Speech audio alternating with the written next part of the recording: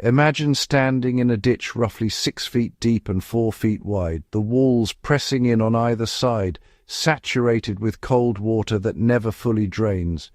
The smell hits you first, a suffocating mixture of wet earth, cordite, unwashed bodies, rotting wood, and something far worse that you learn not to think about.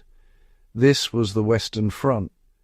For millions of men between 1914 and 1918, this narrow wound cut into the French and Belgian countryside was not a battlefield they passed through. It was home, sometimes for months at a time, and to survive it they had to become something remarkable. Improvisers, craftsmen, and quiet masters of fieldcraft under the most unforgiving conditions imaginable. The trenches were never simply holes in the ground. Soldiers engineered elaborate systems of dugouts, fire steps, and revetments, wooden frames and sandbags stacked with practiced precision to hold back the perpetually collapsing earth. A well-built dugout could mean the difference between surviving an artillery barrage and being buried alive. Men packed dry straw or salvaged timber along the floor to create sleeping platforms barely wide enough to lie on, angling them slightly to encourage water runoff. Corrugated iron scavenged from ruined farmhouses became roofing material. Every scrap had a second life. The ingenuity was born entirely from necessity, and the resulting shelters, however crude, reflected a sophisticated instinct for reading terrain and using available materials, skills any modern bushcrafter would immediately recognize. Clean water was among the most dangerous scarcities on the Western Front. Shell craters filled with stagnant, often contaminated water, and the supply lines delivering chlorinated water in petrol tins imparted a chemical taste soldiers never forgot. Men learned to boil whatever they could over small braziers made from punctured oil drums, a technique that reduced, though never eliminated, the risk of dysentery, which tore through battalions with devastating efficiency. Food arrived cold more often than hot, carried forward in insulated containers called dixies, and soldiers became expert at stretching rations creatively. Hard biscuits were soaked in water to soften them. Leftover tea was hoarded. The psychology of a hot meal, even a modest one, was understood instinctively by experienced sergeants as essential to keeping men functional and mentally present. Camouflage in the First World War, it evolved from almost nothing into a sophisticated military discipline within just a few months.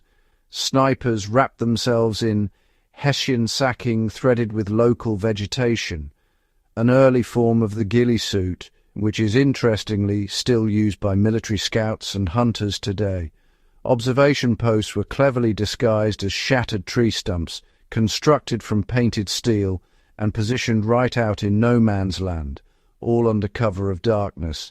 Men learned to move only at night, to read the landscape for depressions and dead ground that offered concealment, and to understand, sometimes the hard way, how sunlight reflected off a rifle barrel could invite a bullet within seconds. These were not tricks you'd find in any training manual. They were lessons paid for in blood and passed quietly between veterans. The lice were, relentless. Known universally as chats, they lived in the seams of uniforms and could not be fully eliminated, no matter how much effort was spent. Soldiers developed the ritual of chatting, running a candle flame along clothing seams to kill eggs, a task performed with the methodical calm of men who, frankly, had made peace with the unwinnable. Delousing stations operated behind the lines, where uniforms were run through steam machines, while men bathed in repurposed brewery vats. This, by the way, was described by veterans as almost transcendent in its temporary comfort. Trench foot, the slow, agonizing consequence of feet permanently wet and cold, was combated with whale oil or fish oil massaged into the skin each evening, a duty that NCOs enforced with the same authority as weapons maintenance, because feet in the trenches were weapons. Morale was not a soft concern. It was, honestly, a tactical necessity. Units that lost it became unreliable. Those that managed to maintain it, even in the worst conditions, held together. Letters from home were read and reread until the paper softened and tore. Small rituals accumulated enormous importance. The precise routine of a morning shave, enforced not as vanity, but as a declaration that civilization still existed, that the man performing it retained his identity beneath all that mud.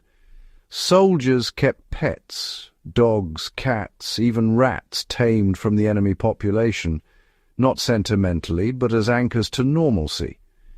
Dark humor was currency. The ability to laugh at the absurdity of existence in a waterlogged ditch was not weakness. It was, in fact, a finely developed psychological survival tool, as practical as a waterproof cape. These men were not survivalists by choice. They were factory workers, farmers, clerks, and students, dropped into conditions that really should have broken them entirely. And instead, they adapted. They built, improvised, conserved, observed, and endured with a resourcefulness that, honestly, deserves far more than a footnote in history. Every technique they developed, from water purification to camouflage craft, from shelter building under fire to the psychology of routine, remains as relevant today as it was in 1916. The trenches were a brutal classroom, and the graduates of that education left behind lessons that belong to anyone willing to learn them. If this episode moved you, educated you, or changed how you see the men who fought in those trenches, share it. Pass it to someone who values history, self-reliance, and the craft of staying alive. And if you haven't yet joined the Fieldcraft Chronicles community, subscribe now. Every episode is built for people who believe that understanding the past is the sharpest tool you can carry into the future.